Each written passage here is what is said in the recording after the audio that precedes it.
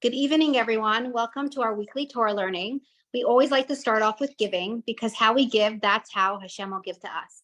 So please give generously, so Hashem will give you generously. I'm going to put a couple of coins in the tzedakah box. Please do the same. Tzedakah is a form of protection as well. We do this class in memory, in honor of Rafael Chaya Meir ben Simachasha for complete refuah shalema. Chana Leah Sarah Bat Pesha Gittel, Deborah Leah Bas Yafa Liba, Chaim Nessa, Levi ben Shoshana, Razel Bas Hadas, Chana Bela Bas Devorah, Chana Leah Sarah Bas Pesha Gittel. I think I said that already. And I have one more name that I'm gonna look it up and post it shortly. We also do this class weekly in honor of my dear grandmother, Rivka Dina Bas Yosef Yoda. I hope you're proud. Tonight's class, I'm so excited to introduce to you. It's one of my favorite topics because like you see, we always start off with giving because how we give, that's how Hashem will give to us. And that goes with everything in life. Tzedakah, the gift of giving, that's our topic. And I'm just gonna tell you a little bit about how this class came about. In the summer, we're going to be doing classes weekly, but there are going to be some pre-recordings that are going to be going out. So you're going to get a link every single week. It's just not going to be live. It's just going to be a recording and they are fantastic. But I really had to figure out how to top our last class on tefillin. Now, everyone was wondering, how are we going to make tefillin sound interesting? But it really was a great class. And all the ladies loved it. And some ladies even mentioned that the men have to listen to it as well. So on Shabbos, I was a little stressed, but I made the Rebbe my partner, so there's no reason to be stressed. And I was looking for I finally got in touch with my amazing mashpia for the class, Chanie Jacobson, and I saw her in the street, and she told me, for the mezuzah campaign, put out a blurb. You all got a blurb. Anyone have stories? We got incredible stories, and we did a pre-recording. In Holy Books, we did the same, and I did the same for learning Torah. And then I'm like, how am I going to make tzedakah sound interesting? I mean, there's so much to tzedakah. And all of a sudden I was Googling, I have a GEM account, which I encourage everyone to get, weekly videos, Matzah Shabbos, Saturday night. They show new ones and you can search all the old ones where people share their encounters from all walks of life. And I nailed it. I said, wow, this is great. I saw Chanie Perelmuter's, I saw her picture.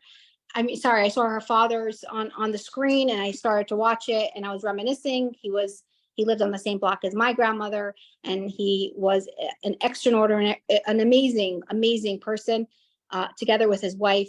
And we're going to honor him tonight. So we have his daughter, Chanie Perelmuter, a shlucha in Long Beach, California. If you can please unmute yourself, and we're going to see how your mom and dad had what to do with this topic of tzedakah.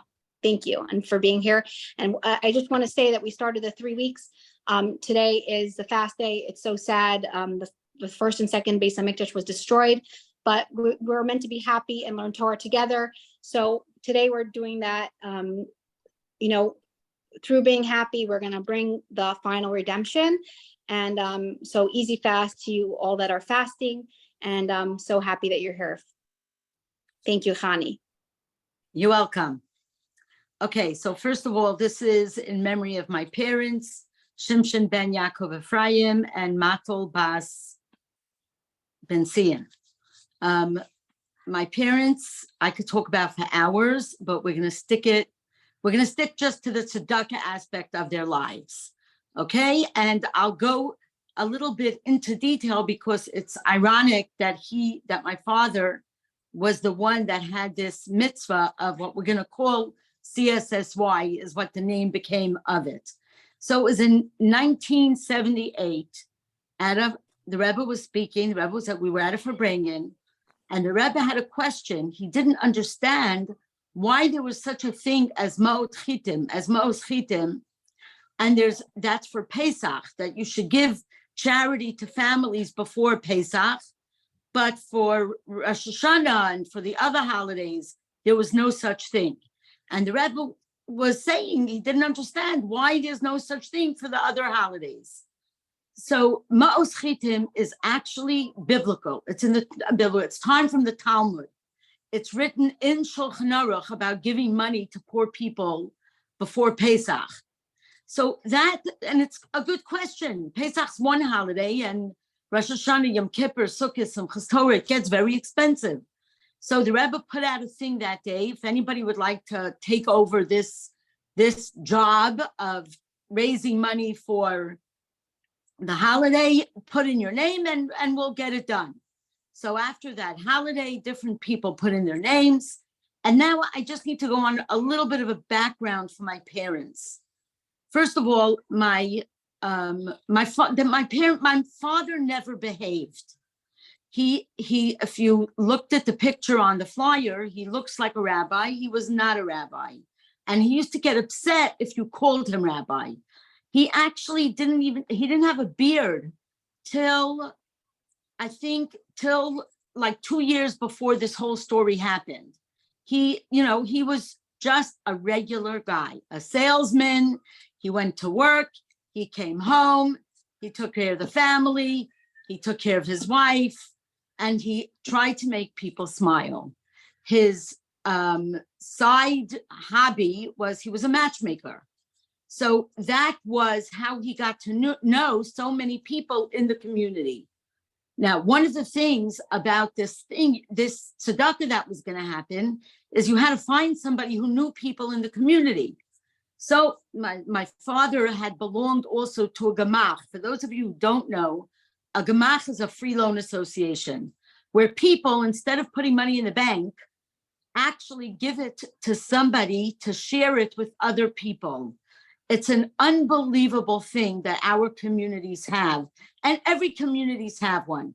In New York, they had a huge one, and they would help people buy homes. They would help people make weddings, funerals, and people would pay them back interest-free. So he had saved up some money in the gemach, and he knew a lot of people. So when he put it in his name to head this organization, it was understood that he was going to do it, and the Rebbe gave back an answer.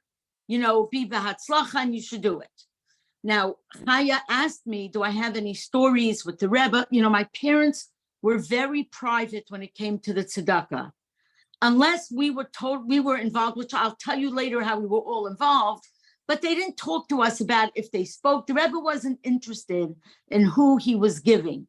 They used to send a report of how much money they gave and what they did, but he was never involved in who was getting how much, what, and just in general.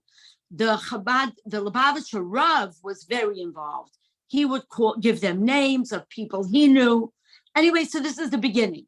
So it comes Rosh Hashanah, they start raising money, and how he raised money, very different than other people. He bought himself a big bucket and he decorated it.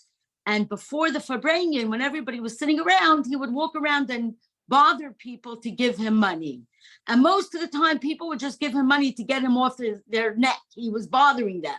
But people would pull out money, and it just started like that. People came over and gave him rolls of cash. And you know what? He never knew who gave him what because it was a big bucket and he didn't care. People would throw in dollars, nickels. It just started very simply. And there were people who would put in rolls of big cash, but that's how it started. He would come home, I remember, and the whole family would count the money, and then he would go shopping. Now, because he was a matchmaker, he had made many weddings. He knew all the stores. He knew all the distributors and the caterers. So the first part of CSSY was they would get the food, they'd put it, my brother and his friend would box it up, two chickens in different boxes, and they would bring it to people's homes. I remember my father coming home one time, and they were bringing a box of food to a family that lived on the 4th floor in a walk-up apartment building, no elevator.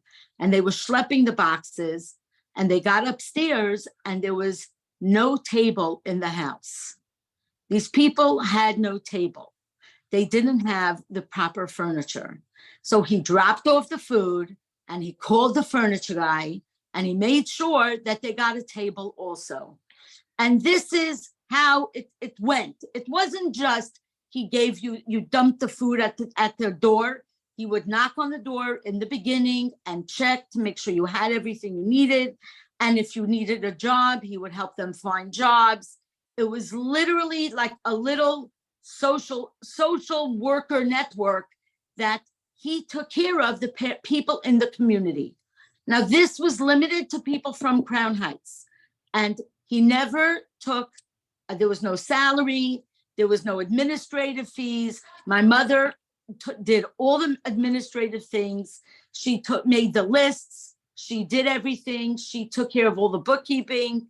There was never anything that they had to pay for, except for the food items themselves. And then the neighbors saw what was going on, and it was getting bigger. And this was the first Rosh Hashanah, Yom Kippur, Sukkot. It was very big. And my father thought, okay, he's done. He didn't think. And then the Rebbe said, no, it's every Shabbos. You're not stopping. You have to do it every Shabbos. So that's when it became a huge thing, literally a huge charity. And many people like the charity because you want to give money to a place where you know the money is being used for poor people. And there's a lot of poor people out there. There are people who are just unlucky, people who are just down and out, and people who just work hard and don't make enough money. And when you have a family and making Shabbos, we all know it gets expensive. And even if you're not having anything fancy, it adds up. So this tzedakah continued to just grow, and more people, and it stayed always within the community. And there's a lot of things that you learn from. First of all, I have to tell you, the neighbors got involved because they saw what was going on, and then it got bigger and it went into the garage, and they would fill up the garage with cases of food. And for years, every single Thursday night, my brother and his friends would go delivering food. For years. Then it got really, really big. So then they started with the coupons. And what they did is they printed up coupons, and they would send in the mail, like Monday, coupons for people to be able to go into stores in Crown Heights and just use these coupons instead of money. And they had for the fish store, the grocery store, the butcher, and every single store would let them buy food with the coupons. And then at the end of the 2-3 months, my father would go in there and sort of buy the coupons back. I just want to tell you, the stores were always very generous, extremely bal tzedakah. They gave charity. And that's what we're here to talk about, how we need to take care of our own families, our own people, our own community. I live in Long Beach, California. I work in Huntington Beach. It's beautiful. But there are so many people that are alone. There are so many people that don't have what they need. And it's not even that they need a lot. It's that little extra to just tide them over. And giving tzedakah, you know what? There's a lot of people in this world. And millions of people are giving to the American Cancer Society. And yes, it's a very good tzedakah. Yes, I agree. But millions and millions of people are not giving to our local charities, to our communities, to our shuls, to our mikvahs, to our schools. I know families who struggle to send their kids to school. I know a woman who's struggling to take care of her husband. This is where you have to be part of a community, because if you're not part of a community, nobody knows you're having trouble. If you're part of the community, if you go to shul, people ask, where have you been? If you go to ladies' events, how come you weren't here? Where are you? I'm having trouble. That's how you could help each other. And sometimes it's hard to get out there, but we have to make an effort because we have to create the communities. And it used to be in the old days, it came naturally, but today you have to actually work on creating a community. And you know what? Since COVID, it's 10 times harder. And we need to just go. You can't wait for an invitation. You can't think, well, oh, I don't need to go. They don't need me. Every single one of us is needed. When Moshe Rabbeinu gave the Torah on Har Sinai, everybody was there. One person wasn't there. We're all important. It's interesting to note that there were people who got money from CSSY that years later gave back tenfold to the charity. You know, they were struggling when they started out, and then years went by, and they gave back tenfold. And then there was the stories of the people who gave a lot of charity, and then it was their time to get. That happens much less, but it does happen occasionally. And then they turn around and they're able to give again. But giving charity is so important. And I'm going to make enemies, I know, but I have to say it because I don't behave like my father. But running is not charity. I'm sorry. Running is not charity. Charity is charity. You have to give. And you know what? Today also, the kids don't see people giving. When I was younger, I used to get annoyed when I saw people were donating in honor. They put their names up. You know, this is the Silver Gun Pool, or this is, but how do people know? How do the children know that people give charity if we don't show them? We need to show and tell, hey, kids, I just wrote a check to this charity, or we're going to give this charity. And time is also, let me go back a little bit. From when I was a little kid, my parents donated their time. They didn't have money. One of the things why my father wanted to do CSSY, that's the name of the organization, is because there was a time when they had no money. My father was a terrible businessman. Everything he touched was not good. And he went bankrupt. And the Rebbe's secretary, his secretary gave my father some money, actually for Shabbos. And that's why my father wanted to give back. So my father always volunteered in the community. My mother volunteered in my school, and she always worked. She volunteered in our school. The word volunteer has to go back into our vocabulary. My parents always volunteered. They volunteered not in the classroom, no, but in the administrative part, in helping in the PAs or whatever it was called. In those days, it was called PTO. They would help. And my mother, I remember when I was younger, the Rebbe was an unbelievable Rebbe because he was the only one that we know that had a Farbrengen for women. And the Rebbe used to invite the women to come downstairs into the men's shul, and he would speak to the women. And he would speak for a few hours, and people would come from Boston and Massachusetts and Philadelphia. They would come by bus, the women, to hear. And afterwards, the Rebbe met with women individually. They would come up to the Rebbe's table. Everybody, the room was, there were people in the room, but they would come up privately and they would speak to the Rebbe what their issues were and things like that. So my mother and her friends would make food the night before, sandwiches and cakes. And my father would drive around the neighborhood picking it up, and they would bring it to 770 so that the women, when they finished speaking to the Rebbe, had a snack. Because there was no food at that time. It would end sometimes midnight. And that was, they would stay there in 770 till all the women left. They would make sure they all had food. They would make sure they all had snack. These people gave their time too. It's not, some people don't have money to give, but you know what? Poorer people give more money than rich people. Poor people, everybody has a dime. Everybody has $1. And when you share it, the goodness will come back to you tenfold, 100-fold, 1,000-fold. Good things will happen to you. And I see it. I see, thank God, my brother now continues this organization. It has blown up into people who need help. Just know you could call, not medical help, but if you need other kinds of help, they're there to help you. Or they'll put. Could I just interrupt you for one moment? Just for 1 second, we're talking about Chanie Perelmuter's maiden name is Stock, and her mother is. Could you just say your parents' name and the last name, just so everyone knows? Martha. And my Shinton and Martha Stock from Montgomery Street. We're talking about them. Okay, so since we sidetracked and we're talking about my parents on Montgomery Street, I just want to say two things. They were charitable people. They were very different, and they did their charity very different from each other. But this conversation is not about their marriage, so I can't go on that route because that is a whole other story. But I want to tell you something. They helped their neighbors, and their neighbors helped them. And I have one little story, and then I'm going to go back on topic. So Chaya's grandmother lived 2 doors down from me, from my parents. And she got older and they got older. And I don't know if you know, in New York, there's such a thing called a CSSY. A CSSY is free city busing for elderly.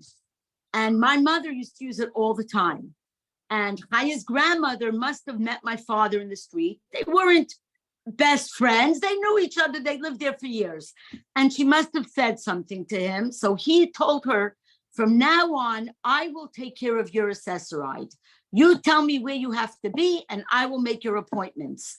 And she would come to the house and give him a list of her appointments that week, because the appointments took hours till you figured out when they could come. It took, you can't imagine. He would sit on the phone and he would get her CSSY. Okay, very nice. Fast forward, my parents were sick and my mother wasn't eating. In walks Chaya's grandmother, Mrs. Minkowitz, storms her way through the kitchen and says, "Where's Marta?" And she's in the bedroom. She doesn't want to come out to eat. Okay, I'm going. She took the plate of food. She went into the bedroom and she didn't leave until she finished eating. And this went on for quite a while. And this is the power of helping people and being neighborly. But I'm telling you, they weren't neighbors that they went out Saturday night together. They were just friendly neighbors. And in the end, what they did for each other was so important. It wasn't how great friends, because you know what? Great friends aren't always there, but a neighbor sometimes is there more often. So Chanie, I'm not going to feel bad. I'm not going to feel bad to interrupt you, because I just got such a good story that I never heard about your parents. And it just shows it's a circle. What comes around goes around. Your grandfather did for my grandmother, and then she gave back. And it's just so beautiful. I never heard this story. So thank you. And now I'm going to mute myself. Okay. You can interrupt me. Okay. So how do you give charity? How do you decide who to give charity to? You know, that's not easy, who to decide. And you don't have to give big. So first of all, put a tzedakah box in your house so that when somebody sees that, and use it. Use the tzedakah box. I have some tzedakah boxes that are sitting empty. I never use it. Okay, you have to remember to use the tzedakah box. And then you have to remember to empty the tzedakah box and give the money to charity. But how do you decide? And it tells us in the Gemara and wherever it says, start with your family, start with your community, start with the people around you. Who needs it? What do you know? Now, can you give to other people? For sure, we're Jewish people. You come, you know, I live in California and I had to go visit somebody at the City of Hope. The City of Hope is a big hospital here. It's outside of LA. It's like 45 minutes. And I drove, it was like an hour drive. I went to this hospital and I walk in and I felt like I was walking into shul. All the memorials on the walls were Mr. Cohen, Mr. Greenberg, Mr. Greenstein. It was all Jewish names. I thought like I was walking into a shul. And what was it? In the old days, it was a hospital for tuberculosis. And they didn't let the Jews in the other hospitals. So the Jews got together and built hospitals for themselves. This is how Jews gave money. Think about the names of the hospitals in New York. Think about all the big hospitals in every community comes from the Jews got together and gave their money. Today, you don't see that anymore. This is the first generation in history that is giving more money to non-Jewish organizations than to Jewish organizations. I want to tell you something. My parents did not have a lot of money, and they used to pay very little tuition. Tuition is something you have to pay. Schools can't run without tuition. My parents told me, and I saw it with my own eyes, I finished school. I graduated high school in 1976 and seminary in 1978. My parents paid tuition for 5 years longer. They continued paying the same tuition because they knew that the school helped them. They're giving back. And you have to look at who helped you? Who helped you in your life? If it was the American Cancer Society, give them money. But we need to think about our future. We need to think about the children. We need to think about the camps. We need to think about the Bikur Cholim, all these organizations that help people, those $18, my father's organization didn't come from people giving 10,000, 15,000, 100,000. People used to bother him, go fundraise. He never wanted to fundraise. He didn't want to fundraise. He said, everybody has to give. And the people, there was always enough money because people just gave dollars, $5, $10, and $20. That is how the organization built itself up. And it's still to this day. Those $18 checks are precious because it goes a long way. It really, really does. And people aren't, it's done in such a way that people are embarrassed, and we're there to help people. And we just have to be so thankful and grateful that we don't need it. Think about that. If you're not getting something, then you have to give, because we need to be grateful that we have enough food and we have everything that we need. And if you think you don't have enough, that's first world problems. Okay, Chaya, what else would you like to know? I want to know everything. What else? So I want to know what's an obligation of giving tzedakah? Like, what do you have in the Torah? How much do you have to give? Okay, so it's meiser, it's 10%. You have to give 10%. Now, in the time of the Beis Hamikdash, there was other things you had to give, but think about it. We have laws that when you first of all, even Shemitah, the fruit is left empty so people could take it. When you plowed a field, you left something for poor people. We always, that's our culture. It's in our nature. And giving is something but 10% is minimum. Now, you don't have to be a thing, well, I'm going to give 15%. Just give 10%, okay? You'd be surprised how much it adds up to. Start with 10%. It's not that hard. Think about how much people spend on Starbucks, okay? I hate to rat on them, but if you could afford any Starbucks, you could give more tzedakah. I'm sorry. That's, and I'm saying more because everybody should give a little bit. If you know what, it should be a thing. The same amount of money you spend on Starbucks, you should spend on tzedakah, if not more. So Chanie, no one knows this, but you're also like, you do stand-up comedy. Kidding, but I heard you at, you came to speak, you gave your time to Crown Heights. Tzedakah is also time. That's a form of tzedakah as well, like you said. Yes. After the 10%. And you spoke and you just literally captured the crowd and everyone. It was a sad event because it was about Bikur Cholim, healing the sick, but you made everyone laugh. So I just want everyone to know a little bit about you, and you'll give us a little bit. I mean, I want people, this is not, it's hard to talk about charity and be funny. I mean, right. I'm in LA. We have people who live in $1 million homes and homeless people are sleeping on the floor right by the doorstep. You literally have to say, excuse me, to the homeless to get into your house. It's a whole different world here. And then you think about, do we want our family to ever, God forbid, be like that? And I know people who have family members who are homeless and they can't do anything about it. And if we stop and think about all the bad things, I want to think about the good things. I want to talk about the fun stuff. I want to talk about how you feel so good when you give your time. Now, I want to say something. It's not so easy to give your time.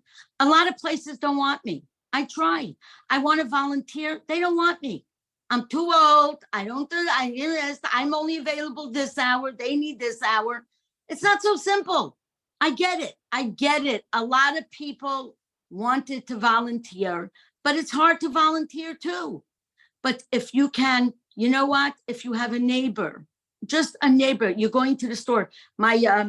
I was by my sister-in-law in Toronto. She lives in a big building and she has a 90-year-old neighbor. Every time she leaves the house, she knocks on the door and she asks my sister-in-law, do you need anything in the store? So I wanted to say to her, yeah, 3 gallons of milk. You're going to carry it back? I mean, but this lady asked every time. She was going to carry whatever my sister-in-law was going to ask. This is giving. This is giving. And if you think about it, we could all give. It's a phone call away. And people, I'm telling you, when you give, you feel so good. We just had an event and people from our shul came and they cleaned up the place and they volunteered and they set up. And you know what? At the end, it was their event. It was their thing. And your shuls, you know what? Yeah, unfortunately, a lot of shuls don't really care about the women. Well, guess what? Women, make your own events for your shuls. You can have events, doesn't have to be in shul. Every men's shul, they have kids things, the women have to get together. And all you need is one, it only takes one person. It only takes one person. I'm telling you, it's not rocket science. One person can make a huge difference. If you're going to sit home and you're going to say, I have nowhere to go. First of all, I don't know how, I can't see many of you. I don't know how old you are. Your kids don't need you. They don't want you. We're bothering them. So we have a lot of time. We do have time. So call a friend and get together. Make 4 women get together. That is giving. Getting somebody out of their house and going somewhere is giving. Hello, Chaya. I'm going shopping. Do you want to come with me? Let's call 4 women and get together and go. Let's go for a walk. Let's walk across the bridge. Let's go somewhere, because it's very difficult. As women, we always have to reinvent ourselves. And getting out and making that phone call is also charity. Besides your 10%, the 10% everybody could give. Okay, but you need to give time. Right now, I'm more into time. I know charity is important, but time is important. It really is. And time to your own friends. If you don't hear from your friends, call them. Don't wait for them to call you. We need a call. My father sat on the phone and spoke to people. I used to sit there. First of all, he never spoke personal in front of us. He was very careful, but he'd speak for hours to people. Hours. There was a woman whose husband died. He called her every day for 7 years till she remarried. Every single day he called her. How are you? What's going on? What are you doing today? Are you going? Just to keep going. And that we could all do. And we need to stop thinking about no one calls me. Yeah, no one calls me. You have to get on the phone, pick up the phone, and somebody will call you. A lady said to me, nobody ever invites her. Well, guess what? You invite them. I can't begin to tell you. The reason I don't like Zoom, because I would love to argue with you. And I would love to have this discussion on how are ways that we could all help other people. What are ways you have to ask besides money? Money, you're all going to give charity now. You're going to figure out your 10%. There's nothing to argue about. What? You're 100% right. There's nothing to argue about. Yeah, but you know, people have opinions. I have opinions. So I just feel like we need to do it. If we each make 4 phone calls, we each make 4 phone calls. You know what? Doesn't have to be 1,000 people. We just started in our show. We have a support group for women whose husbands have dementia. It's not a huge group. It's 5 people. The difference it made in their lives, that they know someone else is there with them. Someone else, make a group. Make a group. Look, Chaya is making this group, but it needs to move on. You need to do more. Each person in the group needs to get another group going. We need to, and it could be for fun. Have a little fun. Get together 4 women and play rummy cub and give the money to tzedakah. There you have it. That is tzedakah. You're giving your time. You're socializing. You know what? Socializing is important. Everybody sits home on their phones and their screens. It's terrible. And we think it's the kids. It's not the kids. It's the parents. And you know what? I'm a victim. I come up from work. It's easier for me to sit on my phone than to go call people. It's hard to call people, but guess what? You have to force yourself, just like you force yourself to give tzedakah. Charity is so important. It's the basics of the Torah is to give charity. Tzedakah is one of the biggest mitzvahs. And you say to yourself, what's my $18 going to make a difference? You know what? Your $18 can buy something.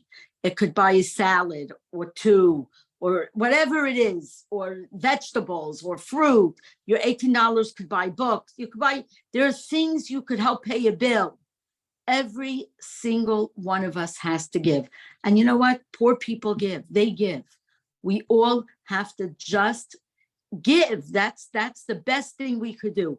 Tzedakah, look, Shabbos, we keep Shabbos. Kosher, we keep kosher. Those are important. But tzedakah is just up there with that. And people don't think about that. You know, one of the earliest memories I have, believe it or not, one of my earliest memories, I was 6 years old and I was mugged. We lived in East New York. I was on my way to the school bus and I was mugged in East New York. A little kid took my nickel and my penny. I had a nickel for the candy machine and a penny for tzedakah. In those days, a penny was actually something. And I think about how we teach the children to give charity. And we need to teach our adults to give charity. And there are some communities that are amazing. There are, you know, in some communities, they have a table set up for poor people to come and eat. And that is like a given. And we need to start thinking about helping other people. Not only people we see on the street, but just other people.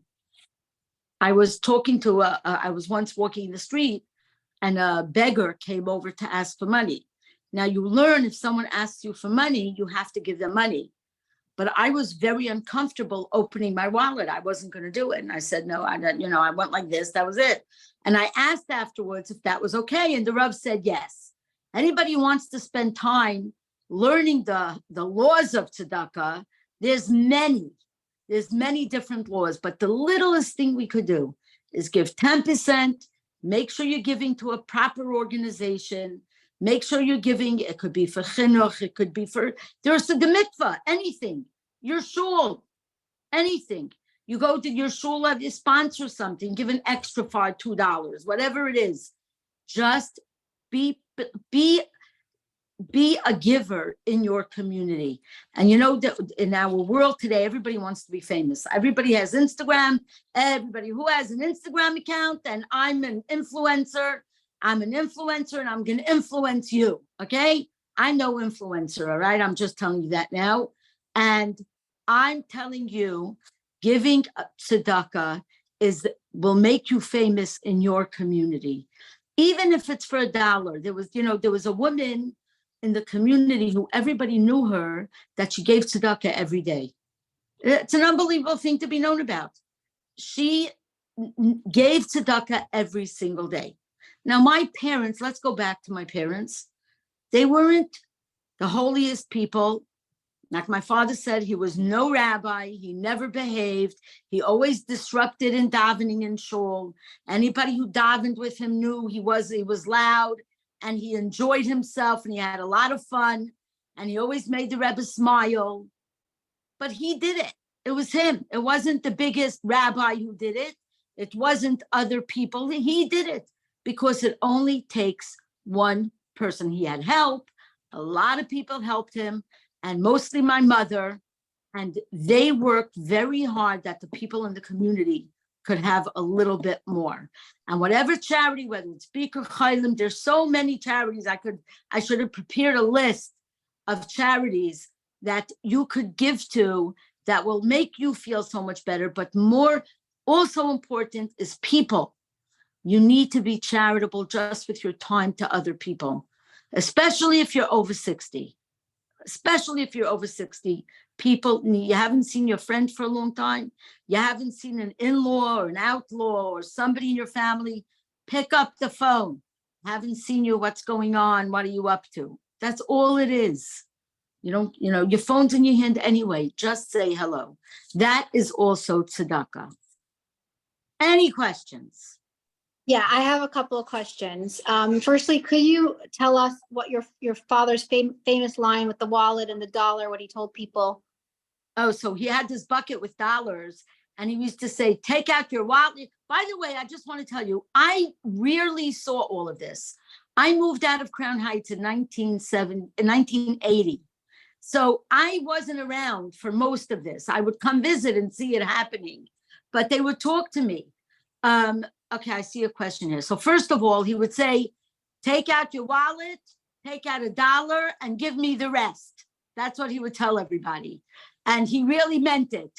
Keep your $1 to get home and give me the rest. See, the name of the organization is CSSY. It's called Chevra, Simcha, Shabbos, and Yom Tov.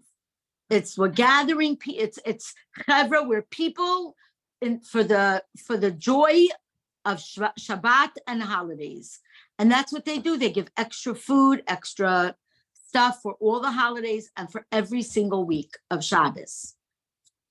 So is it, I know it's functioning today. Could you tell us a little bit about it? Like who took it over? Today it functions. My brother and his son work on it.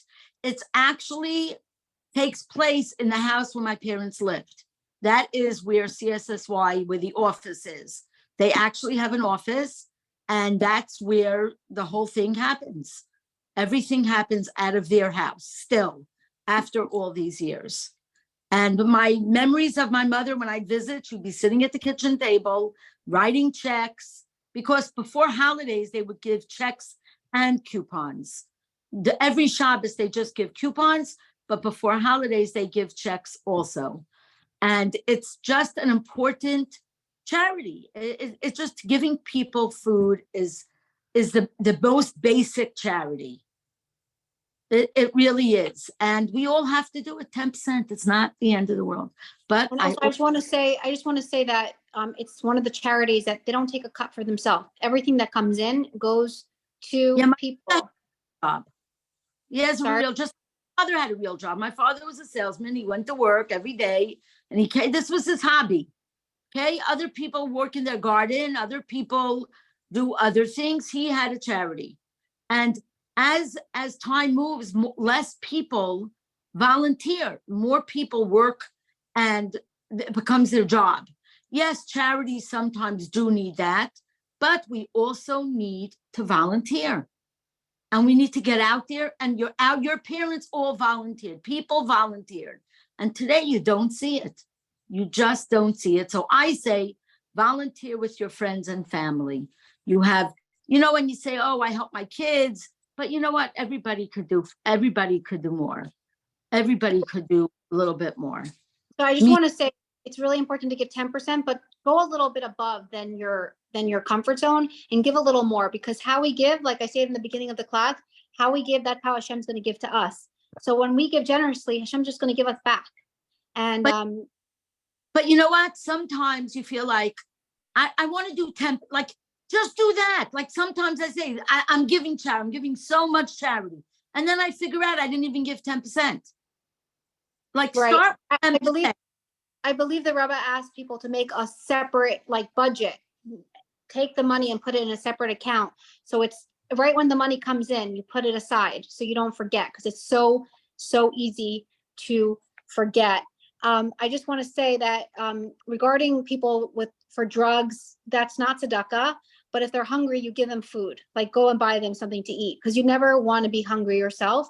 And I was outside a store and this man asked me for some food, and my first initial reaction, because I was like, just leave me alone. I know that sounds terrible, but because he looked like he was on drugs. But I said, no, he asked for some food. I went into the store, I bought him a bag of chips and a nice big bottle of water, and I gave it to him, and he said, thank you so much. If someone asks for more, just smile and just be gracious. You never want to be in the position to have to ask, but drug money is not tzedakah, but food, everyone deserves to have what to eat. So just buy them a sandwich. And what's the worst thing that's going to happen? They'll pay it forward, and you made an impression.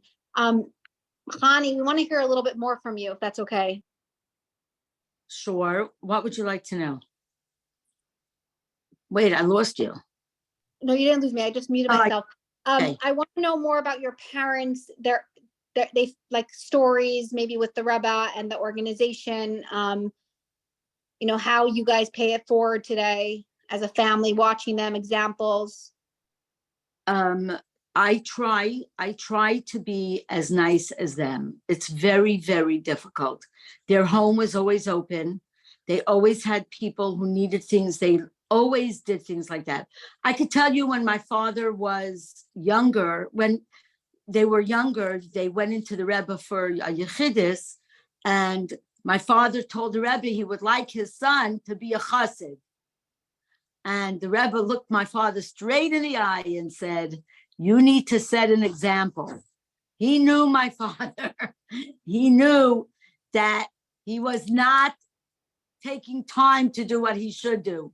And this is one of the things, giving tzedakah was his example. My father wasn't a big davener and he wasn't a big learner. He liked to have fun, and he did, but he also knew that he had to give back to the community. And that is a very important thing. We don't realize giving back to the community, what that means. And that is real tzedakah. My parents were very different from each other. My mother was very quiet. She was really the boss. She was very, very quiet. He was all the outside glory. Everybody knew him. He was loud. And my mother was just very quiet and steered him in the right direction. She actually, throughout her entire life, encouraged him to always be a better person, to help people, to behave, things like that. And he looked up to her more than any. I've yet to see another couple like them. They were something so different, but like I said, it's a whole different topic from how they met. My mother was an orphan Chabad girl. She lived alone in Borough Park. Her parents died when she was 18. She lived in an apartment. She had a job during the day and she went to college at night. She was learning to be a bookkeeper. And my mother used to date all these rabbis and it just never clicked. And there was a Chabad man who had just come from Russia a few years before, and he went to a belt company, he was in the shmata business, and my mother was the bookkeeper sitting behind the desk. And he saw this lady and she started to speak Yiddish to him. And he said to her, "You're Jewish?" And she said, "Yeah." And they started to, he said, "You're a Lubavitch?" "Yeah, I'm Lubavitch. I'm Chabad. I'm Lubavitch." And he knew my father because his cousin just married my father's sister.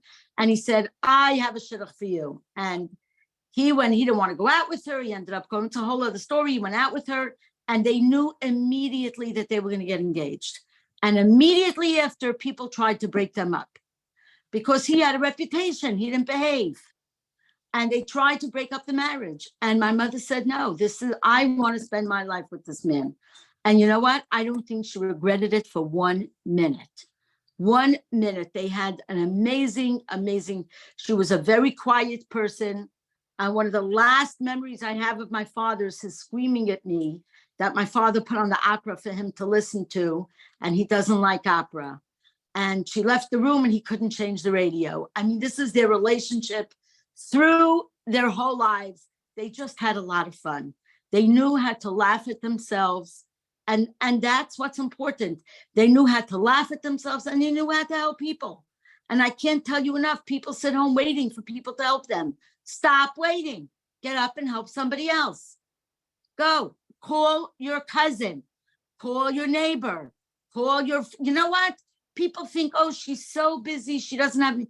Make a phone call and say good Shabbos. Just a phone. I know we're talking now. You want me to talk about tzedakah. But talking to people is charity. And you know what? If you give me a call, I won't accuse you of thinking I need charity. I promise you. Okay? It's okay. I need charity. Everybody needs charity. Everybody needs a friend. And we all need, when you're younger, you're busy with your kids. You have time. You don't have time.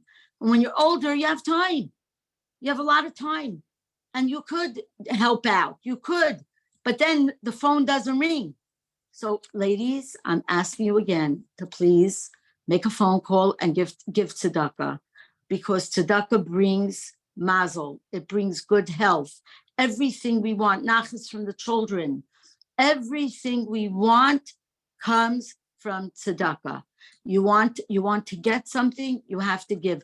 How many times do we say today's Shabbat Asabatamas, we give extra tzedakah. Erev Shabbos, we give extra tzedakah. We always give that little bit extra, but you need to do it all the way. You need to give it in the tzedakah box and empty the tzedakah box. You need to give tzedakah to the right organizations. You need to find the people and give to, you don't have to give to one, you can give to a few. Give to a few, and the more you give, I promise you, Hashem will give you brachas. Hashem will give you brachas that you will have parnasa, and you will have parnasa for sure. Parnasa for sure. You give tzedakah, you'll have parnasa, 100%. But you'll also have good health, mazel, everything else that you need. But also give time. I know, Chaya, you want me to talk about tzedakah. I don't know anything about tzedakah besides how to give. You have to give and to give. You're That's about it. action. What? You're about action. You make it happen. You give. That's it. I'm not about, I'm sorry. And you know what? If I wonder, I mean, I know in New York, they're very big on auctions. Somebody should ask a Rav if that counts as your 10% if you get an auction. Okay, because I don't think it counts if you get something back. No, I so think- I was told by a rabbi that if you win something, you're meant to give 10% of that winning. Meaning, Oh.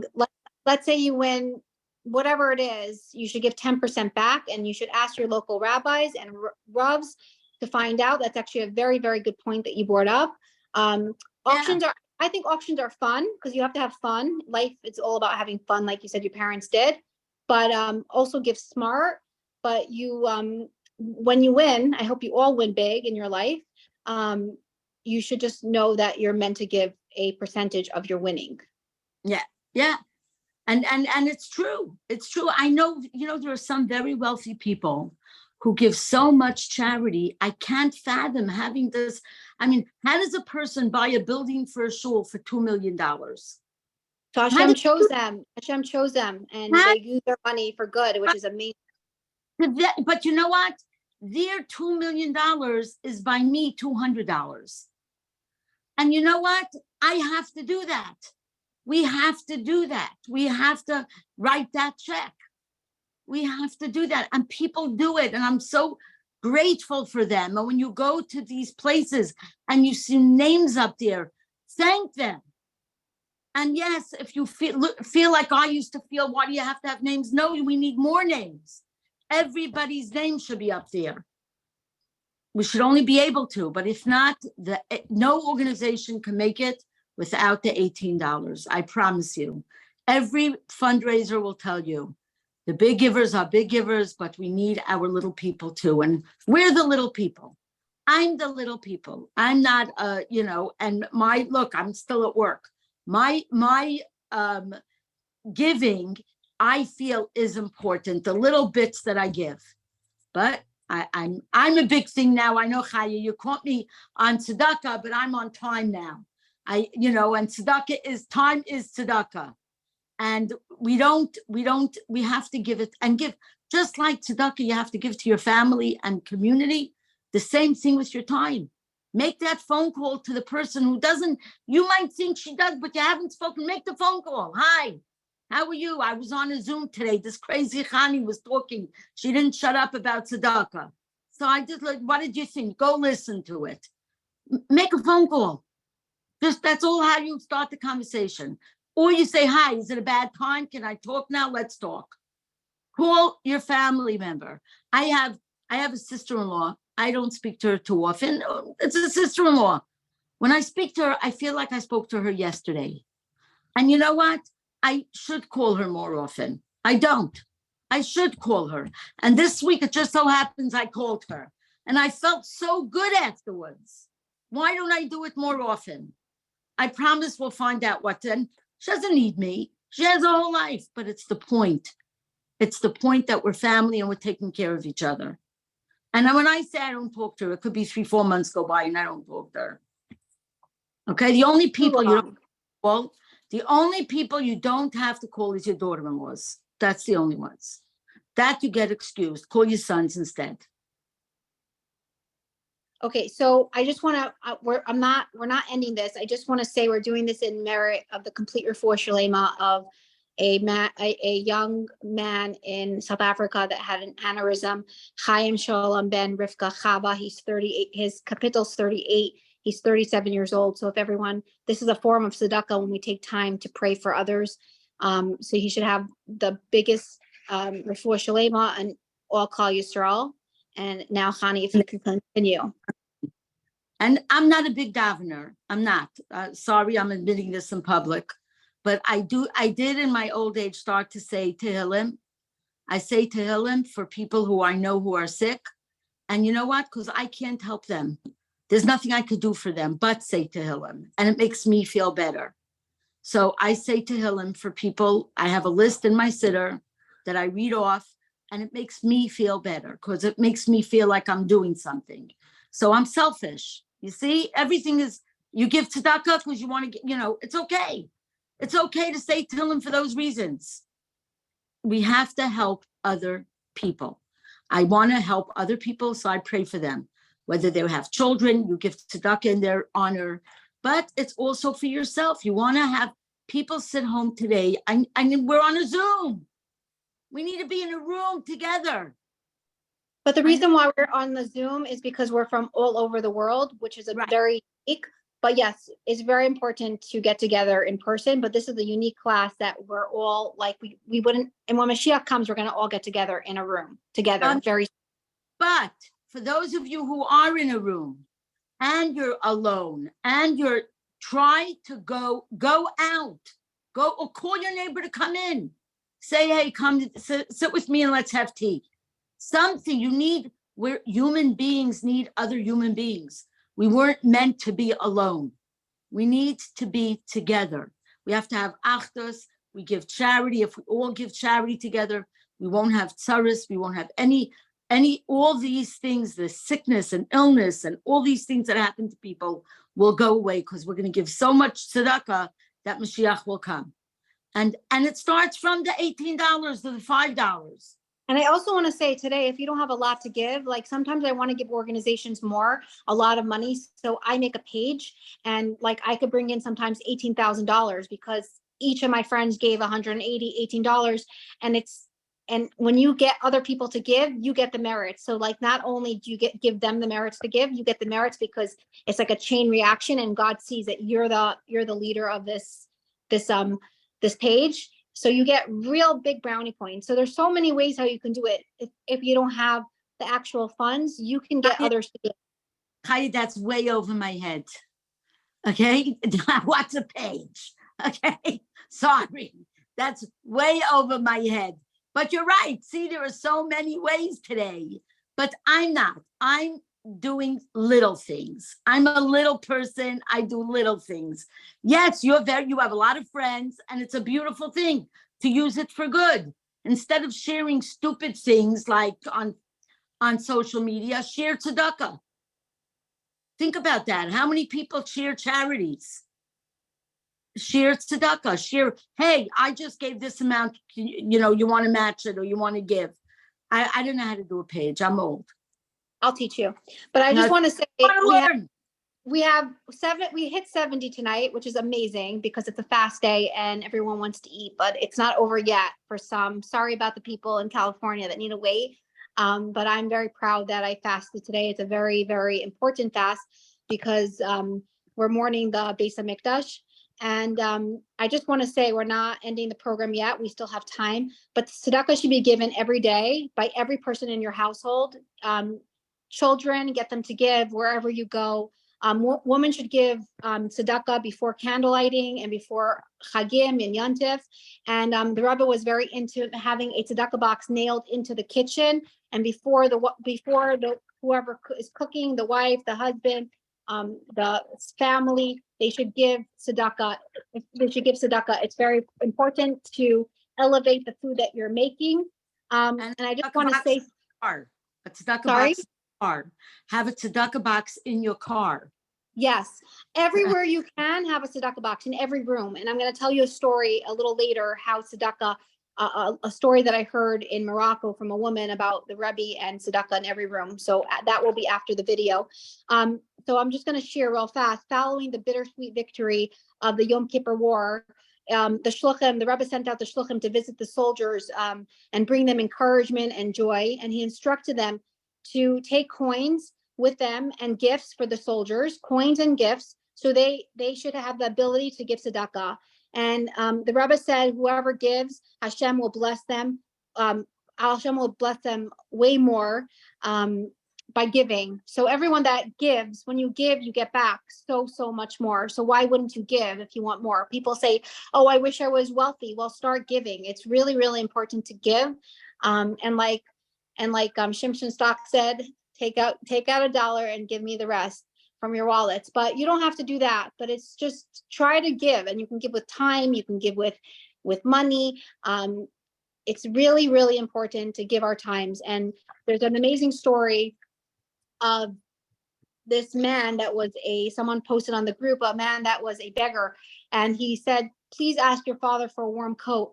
So he came home to his son, and he came home to his father, and he said, Dad, I met your father today and he's cold. Can you please give him a coat? He said, go up to the attic and take the coat. He went up to the attic and he found this old, moldy, holey coat, like with holes in it. So he took the coat downstairs, and in front of his dad, he ripped the coat in half, and he took a scissor and he cut it in half. And his dad said, why did you just cut the coat in half? He said, well, I'm saving the other half for you when you get old.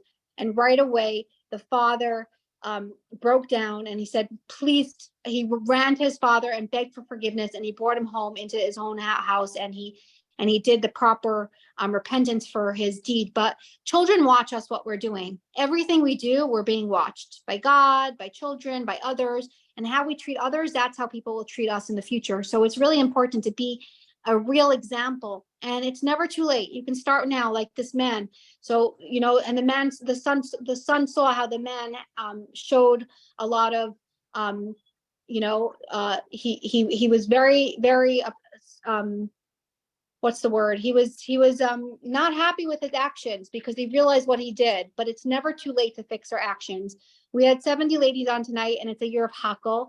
And Hakel is a time where after the year of Shemitah, we gather together. The Rebbe was very into bringing Hakel back alive. And this year is the year of Hakel. We learn Torah together and gather. And every week we gather on this class. And now it's so nice to hear a story and hear amazing, funny things from Chanie.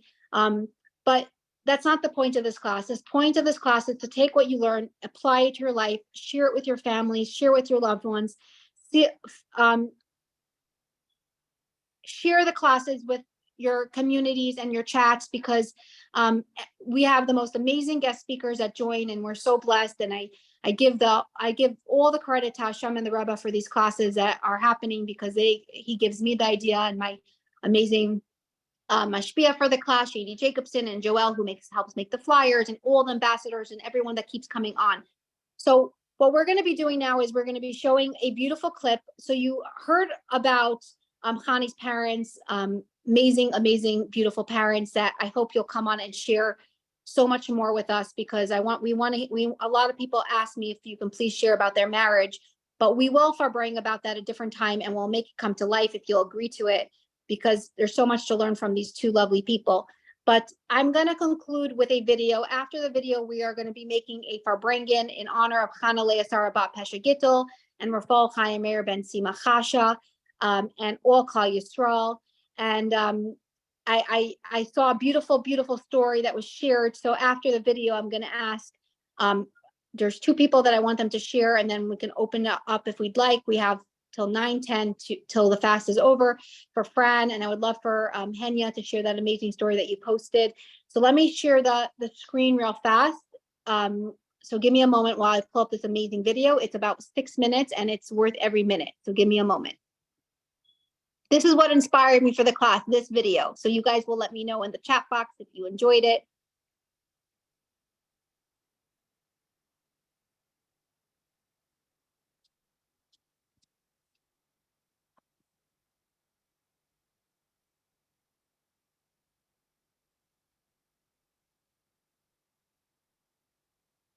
I'm just going to ask everyone to mute themselves while I'm sharing the video, if that's okay. Give me one moment while I re-pull it up.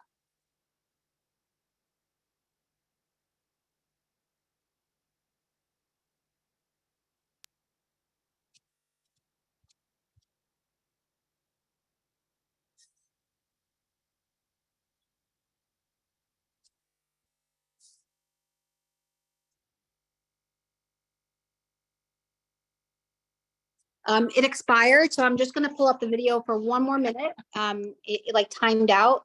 Sometimes it happens, but it's okay. We have time. So give me 1 second while I pull it up. And in the meantime, while I pull it up, Henya, if you could please unmute yourself and quickly say the story while I pull it up of Shimshon stock, that would be amazing. And Martha. All right, so this I heard from Rabbi Fogelman's family. He was a bracha in 770. There weren't so many brachim at that time, and the Rebbe called him in for Yechidus and told him, I want you to start a day camp in Worcester, Massachusetts. He's like, oh my God, I'm going to start a day camp. A bracha, I don't have any money. I sit and learn all day. I don't work. So he went from door to door in Crown Heights to collect money, and everybody gave $1, $5, that was the maximum. And finally, he got to Shimshon Stock's house. He knocked on the door very timidly because he'd never ever collected money. But he said, the Rebbe told me to do it. He didn't even have car fare to take the train from New York to Worcester, Massachusetts. And Martha opened the door and she says, yes, could I help you? So I'm coming here to collect tzedakah. And she says, so what are you collecting for? Very sweet. Martha was a doll. And he said, well, the Rebbe told me that I should start a camp. And I don't have any money. And I'm just hoping everybody's going to give me something. And without missing a beat, she yelled with her beautiful voice. And she said, Shimshon, go take out the checkbook and write a check. And make it a big one, because the Rebbe told him to start a camp. Now, how many women would do it? Most women would say, why are you bothering me? Go to somebody else. She said, I make it a big one. That's what Shimshon Mrs. Stock, Martha and Shimshon. Two, a tzaddik and a tzidkonius. You have a lot to be proud of for daughters or children, yes. Thank you so much I for heard this sharing. myself. Thank you. I'm going to pull up the video now. Give me one moment.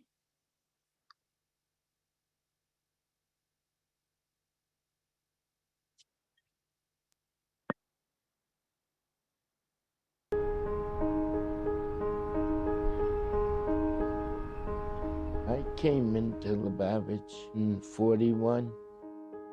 The Rebbe knew me quite well. I would talk to him, and I was a crazy kid, so I was wild. In fact, my father complained to him about me. What's going to be with my son? He's running on the beach. He has no control over him. So the Rebbe said, I promise you, his children are going to be from, his grandchildren are going to be from, and his great-grandchildren are going to be from. So my father said to him, you didn't say nothing about him. And the Rebbe laughed. Is if you do der Sipur von der Siderene von Reddendem Schwer, mi Yusuf auf Teres Abal Shemte, Katen Tiyo li Eres Chefes, a jeder Ried ist wie a Even Tevu Margolis Achi Yikoro, mit Sedonor Amol, was mit Zatzilis, Schenes und Mischunes, I das zugedeckt mit a Sach, wo das fremd zu My friend was serving the Frierdiker Rebbe, and I was rushing him. I says, hurry up, we have to go. So the Rebbe says, what's your rush? Where you going? I says, you don't want to know. I wouldn't have the nerve to tell him that I want to go to the movies. I would never tell, but since he said, tell me, I wouldn't feel bad. I wouldn't say, So I told him. And the Rebbe, yes, maybe instead I'll learn with you from 8 to 8:30. Am guckt auf sein Messias, wo Amitis, und demut Zetmen, was das ist der Eres Chefes von dem Ebersten allein. We learned Kitzur Shulchan Aruch every Thursday night. We'd sit there and talk, and he'd tell me more about, being more from, and talk to me. I wouldn't say Musar, but he gave me more to understand that it's better for me to be more firmer. Als trefft an a zweiten Nieden, is al Tabitel Marei, hat a Nefesh oder Kies, was sie a Nefesh Tashen ist, was sie de Nefesh oder Kies, was sie Chelik oder kam im Mal Mamesh Anitzes von der Webesh. Bemele hat der zweite Ried, der Kirov Hamor El Hanitzes. Und a demot, als zum Zugehen und sagen ja mal hartzigen Wort, hat da wird werden von beiden Neres, wird werden an Avuko, wo sie beide sein, der Kolo in einem Abilter zu ihm, und sie verbrennen. Shalom Deitch was my shadchan. Said to me, oh, he has a girl for me. Then I didn't want to get married. So I said, Shalom, I'll do it only on one condition. I'll have to ask the Rebbe first. Now, I knew the Rebbe knew me, so I figured this girl's a Lubavitcher girl, and he's not gonna let me go out with her. I get back a letter, Mazel Tov. So I says, all right, I make a date with her. And I brought her to my father. He was shocked because he didn't even know I was going out with a religious Jewish girl. You know, and here I come with a rabbi's daughter, and he couldn't believe it. We made up to get engaged. Now I'm waiting for an answer from the Rebbe. We wrote in again. And two rabbis run to my wife, and they tell her, you took the biggest bum in Lubavitch. Why'd you take him? You're getting engaged to the biggest bum. And just then the answer to Rebbe comes out again, Mazel Tov, and we got engaged. And they were all at the engagement, they were leading it. Am gesagt, Agiden, was Bichizzen ist, fühlt sich nicht als ich. Und fragt dann, ist das ja nicht magst. Lechede können sich damit aufschrecken und sagen, mal hier und zu dem Mieden. Der zählt ihm die Gemorre in Suche, als wissen seiner von unter dem Mieden, kann reis der Limut von Tevla Zadig, Tevla Schchene. Nur was denn, das hängt ab in die, als reden mit dem Dwarim Ayetzim in der Lev, wird sein nicht Nossen in der Lev und Peilim verlassen. There's a sikha that the Rebbe spoke, and I was by that sikha. So I was listening to that sikha. I shouldn't have, but I was listening. The Rebbe said that he doesn't understand why Pesach, there's Mois Chitim, comes Tishrei, Rosh Hashanah, Yom Kippur, Sukkot, and Torah. People can't afford it and they need help. Man soll sehen, als jeder soll haben solche Achag, bis in ein Leben soll sein bei ihm der Chag bis Simcha, Eichet Simchas Aguf, wie Adara bei Simchas Yontet nur sein verbunden, mit dem Simcha, Elle bebosser bis manche bis Amigdash Hoya Kayo, und Eichet mit dem Simcha, Elle bejai, aber das ist mit Natera, a viele bis manche bis Amigdash Chaya. I said, let's make an organization to help poor people, poor families for Tishrei.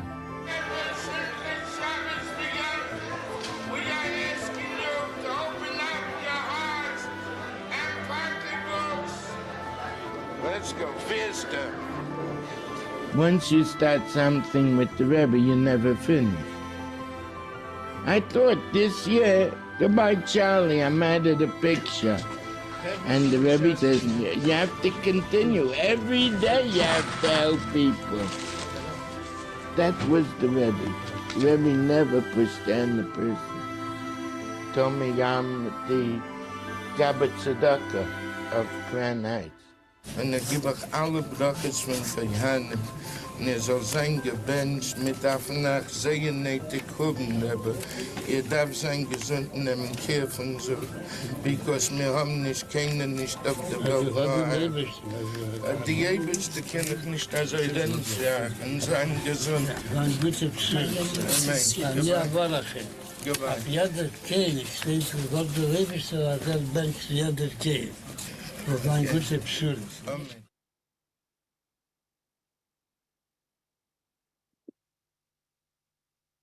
You didn't shed a tear, I don't know, but firstly, I just want to say, stop judging.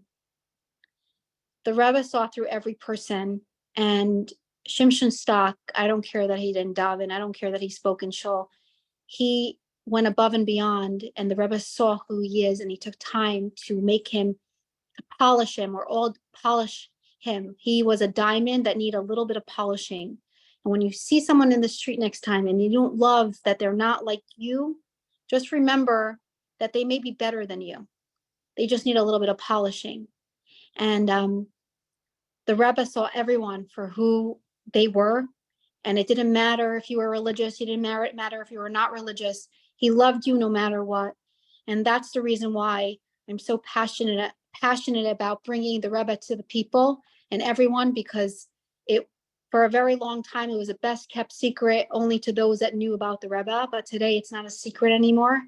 And people are coming out with stories and stories. And if you have a story about the Rebbe, reach out to me. We'd love for you to share it.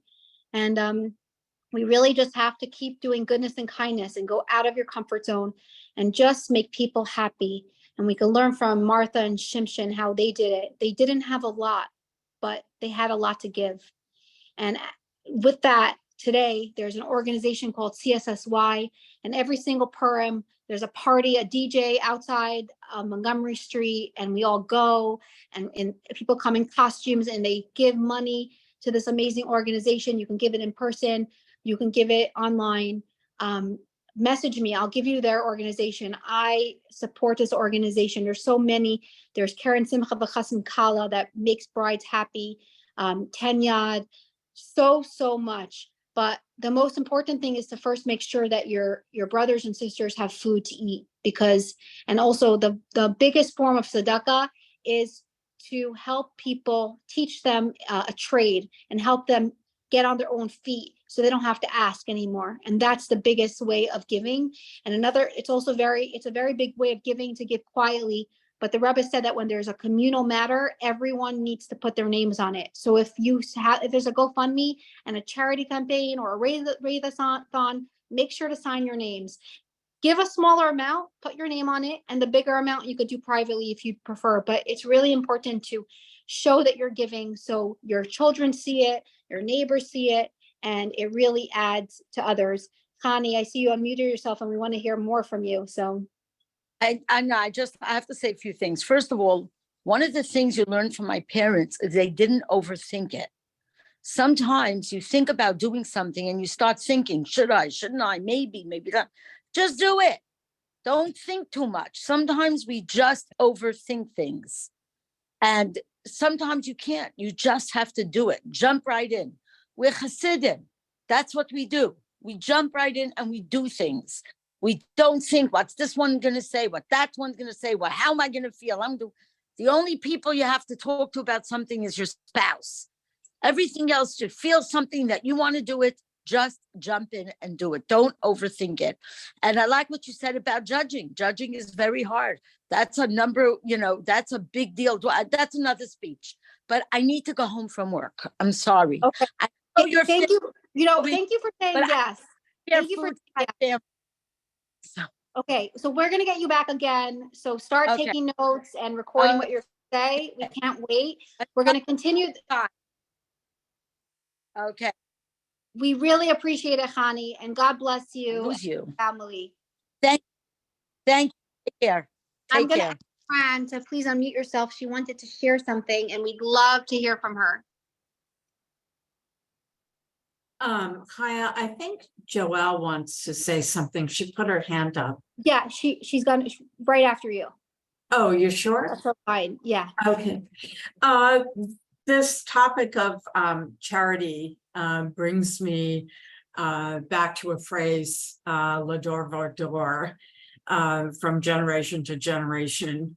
When I was a kid, I noticed that my grandmother, my mother's mother, would talk a lot about to us as children when she would give us a penny or give us $1, you know, to open up a bank account and put it away to save.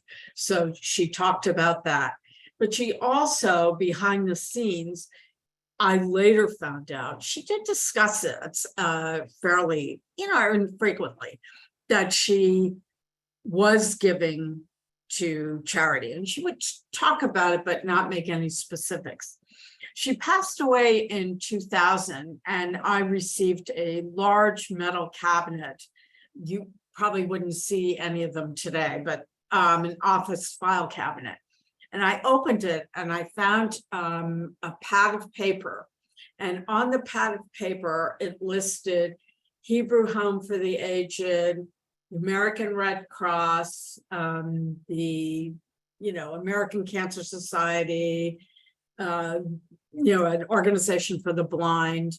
And of course, it's the year 2000, but I see, just like Connie was saying, it was $5, it was $1, it was $10, you know, but in my grandmother portrayed it to us, you know, it was hundreds of dollars. It was so much about giving. And, you know, it really took that with me. And as I started my next part of my life, when I was at Congregation Mount Sinai, I began to have a new life and started giving to that synagogue. And when I married Michael, we started giving you know, you give more and more, and then you know, you got a plaque, and then you give another more, and then you got another plaque. And so what you were saying is true, is that it is kind of it's a little self-serving, but it's fun to see that you have given and that you've stood up and given more. So where this is leading is that I also give to, you know, many charities, Jewish and secular, and feel it's a very important part of my life. But what really I saw in these last few years is my daughter, who turned 28 this March. I didn't see that she was, you know, she wasn't making charitable contributions. But one day I found out, and then successively after that, Allison, as you once said, you know, buys people a sandwich, and I do that for some of the homeless as well. I buy them something, and she would do that and bring it to the person. One person asked her for a sandwich, and she was going in, and he said, "I want cheese on the roast beef." And so she was like, enough already with that. I'm giving you a sandwich. You got to make like a whole order.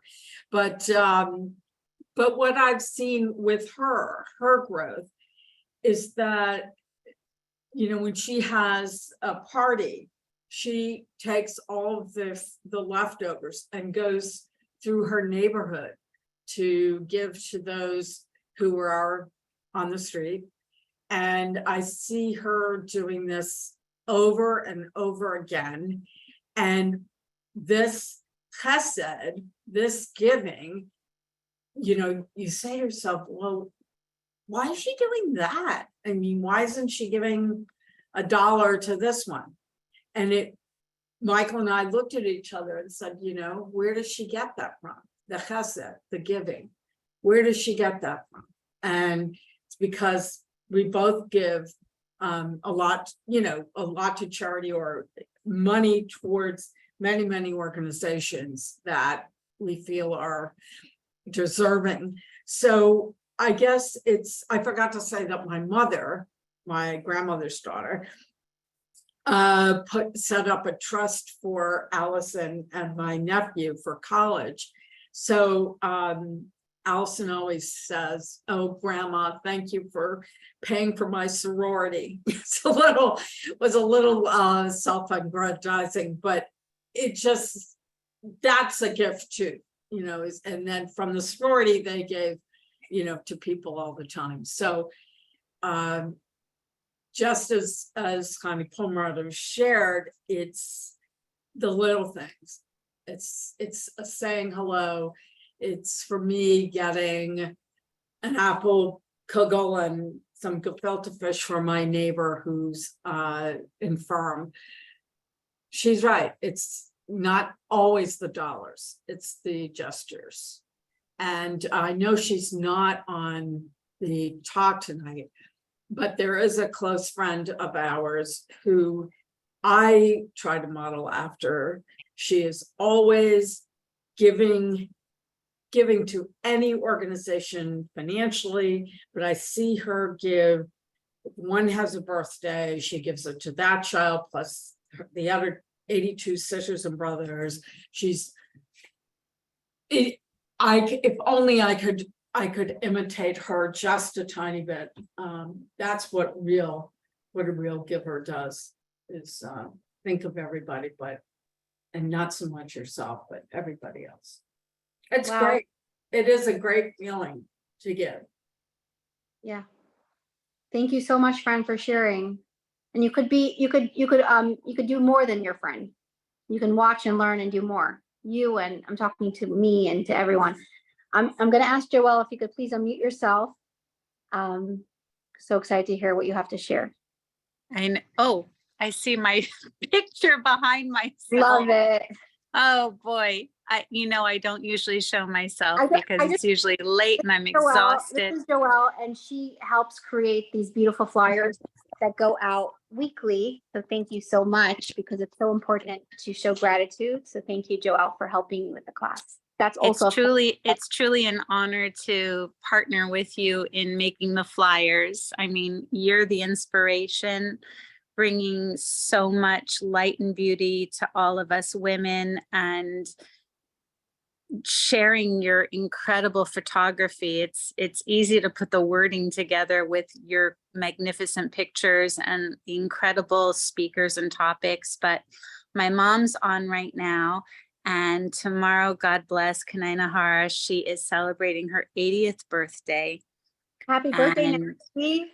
Yeah, and I Love you. wanted to show respect and kavod and just honor her tonight and wish her just another 80 healthy, happy, pain-free, peaceful, inspirational, joyful years, where the next 80 years she'll be dancing at her daughters, grandchildren, great-grandchildren, and all the future generations to come, simchas and weddings and bar and bat mitzvahs. We're all together this Shabbos to be here with her and to celebrate her. But I just wanted to share that we were talking about tzedakah, and I'm sorry I came onto the class late.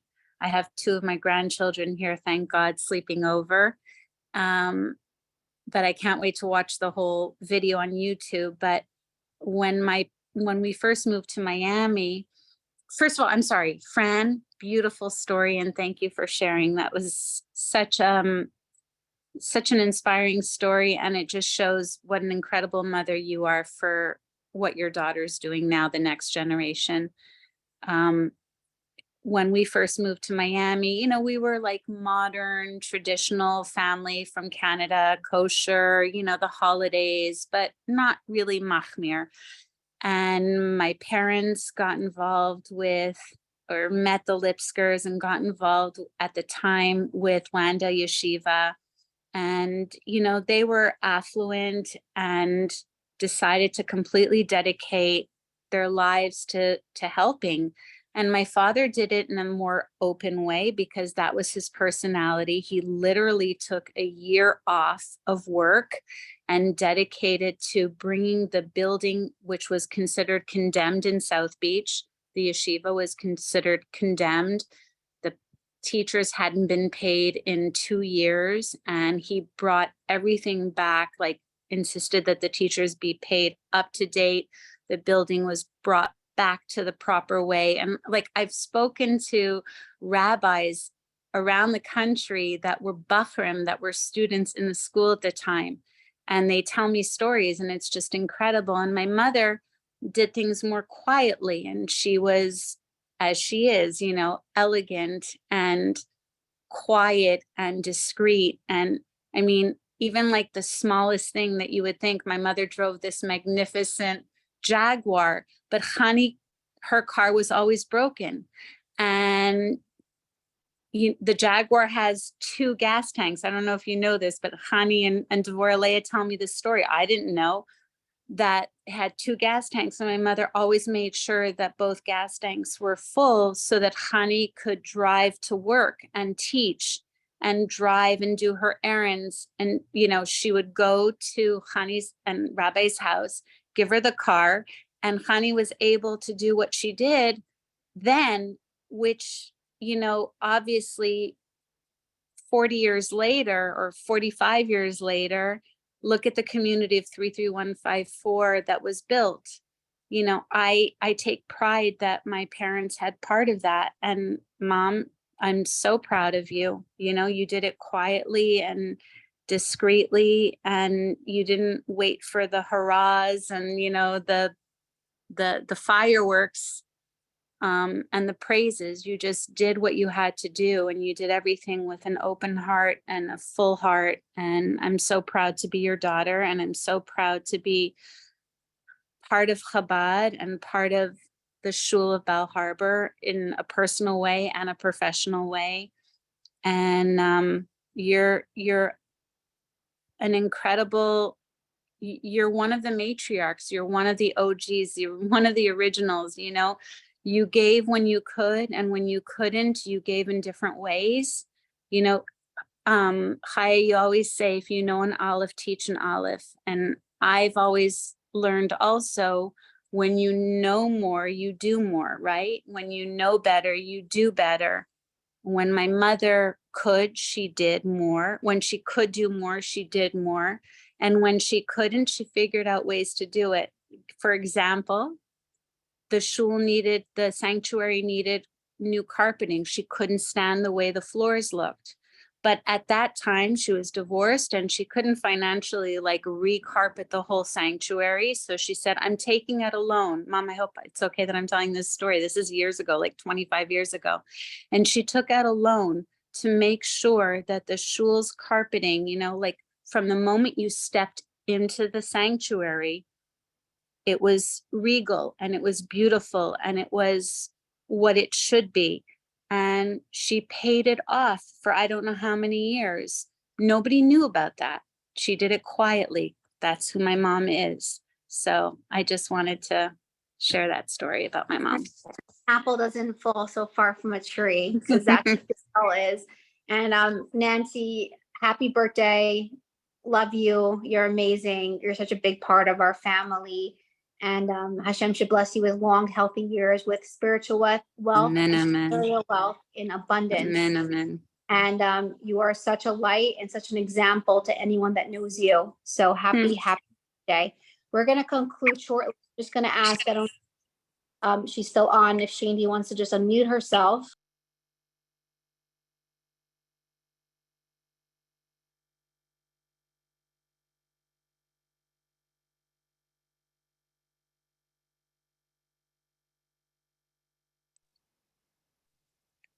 I'm not sure if she's still on, but this is such an amazing class, and thank you for your shares. And I would love to hear more tzedakah stories, so send them my way if you have them. And if you'd like to become an ambassador, it's free. You don't have to do much. You just have to give some time for this class. So please reach out to me as well for that. And if you'd like to sponsor our future class, please reach out to me as well. And thank you to our sponsors who helped make some of the next few classes happen. And really, thank you, everyone. Thank you for everyone for attending. Thank you for sharing. And thank you for giving me the opportunity to help bring in more light into the world by showing up and being here. It's amazing. I just want to say that this was a small part of the tzedakah. We can do 75 classes on the topic of tzedakah, and we will do another one in the future, because there's so many laws and tidbits. But if you'd like to have any resources to learn more about it, please reach out to me, and I will connect you, and I'll send you some amazing footage and amazing websites that you can learn more about giving. But don't forget to give. It's an obligation. It's a law to give 10% of tzedakah. So if you don't yet give Meiser, it's not too late to start. Meiser is 10%. And I'm just going to end off with this funny story. When I got married to my husband, and I'm only sharing this because maybe I will inspire someone to do a little more. When I was engaged to my husband, I said, there's something that we have to add in the kasuba. I said, I don't cook chicken. I don't make chicken. I don't look at chicken. I'm so sorry. So he looked at me and he's like, then I have a condition as well when we get married. So I said, okay, what is it? And he goes, every penny that comes in from your paycheck, you need to give 20% of tzedakah. And I said, we have a deal. And we give each of us give 20% of our earnings to tzedakah, and I'm telling you, we get it back. And what you give back more. So imagine what you have now, you can have so much more. It's the best kept secret. I'm going to conclude with one more story, and then I'm going to go break my fast, and I'm sure you all want to break your fast as well. I was in Morocco. It just came to me. Sorry. I was in Morocco for a Sukkot, and I thought I was going to this amazing, fancy Sukkot program, but it turns out it was just a program about food and food and food and more food, and that's it. No entertainment. And I'm like, I didn't bring books because I thought I was going from lecture to lecture to lecture. I'm not going to have time to read. Oh my, what am I going to do? So there were a few people from the community there and some friends of mine from Florida, and I went over to them and I said, we're going to make up our bring-in, and they said, absolutely not, Chaya. We're on vacation. No. So I was, you know that sometimes when I have something in my mind, I make it happen. I don't take no for an answer. So I said, how about this? I'll make you a deal. If I get ladies to come, will you share? So they looked at me and they knew that I didn't know anyone. They said, sure.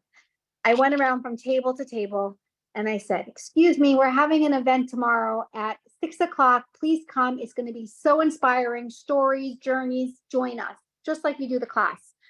The first day we had 30 ladies. The second day, 50 ladies from the program came. Most of them never heard of what our bring-in was. It says that what Malach Machol can't accomplish, we can accomplish by having a Hasidic gathering, which we're doing it now in honor of Rafael Chaim Meir ben Simachasha, Chana Leah Sarabat Pesha Gittel, Yosef Yitzchak ben Bela, and all Klal Yisrael. And 50 ladies showed up. So I said, where am I going to take these 50 ladies? It was a hotel, and I was like, it was loud. So I said, you know what? There were a couple of minions happening where the men daven and pray. I said, I'm going to go into the Chabad room because they won't kick me out.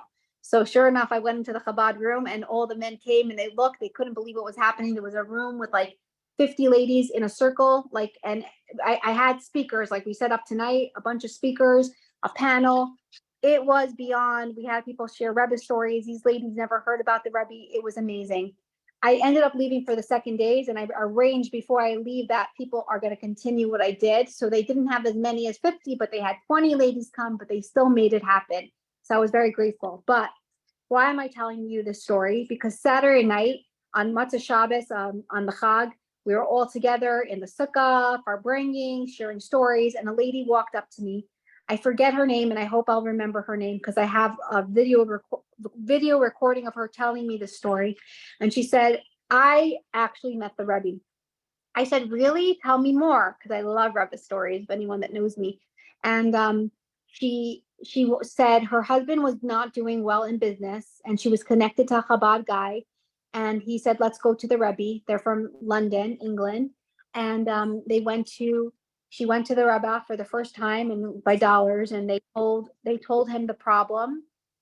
And basically what happened is the Rebbe said, make sure to put tzedakah boxes in every room in your business. So when the Rebbe says something, you listen. They weren't Hasidim. This was the first time they were meeting the Rebbe. They weren't particularly observant.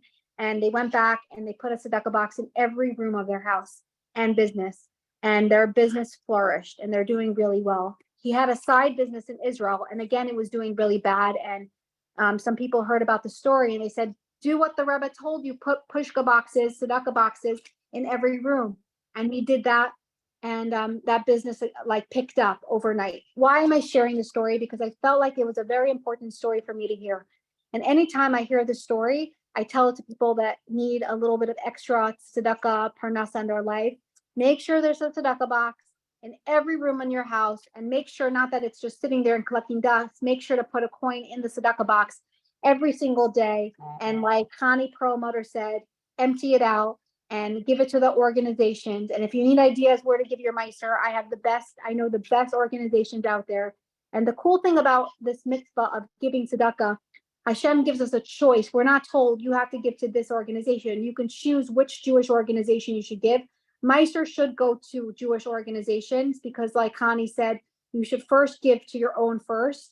So make sure your own have, and then additionally give to others as well. You should give to everyone, but first make sure your families have, your friends have, your neighbors have, your community. After you give to all of those above, then give to others. And I want to bless everyone that everyone should have what to give, and everyone has what to give. And God bless you all. Next week, we're going to have a recording. We have amazing, amazing classes on. And I just want to say the 10 Mifsayim is a form of protection. Each one is protection for our houses and families.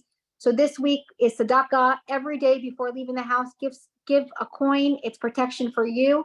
And make sure everyone in your household gives a coin in the tzedakah box, because we need to be protection in this dark world. And how do we do that? By connecting more and tapping into the gifts that we were given and the laws. They're there for our protection. So God bless everyone. Enjoy your break fast. And thank you everyone for joining on this amazing Thursday night. And we'll see you Wednesday night virtually. Have a blessed evening. Thank you so, so much.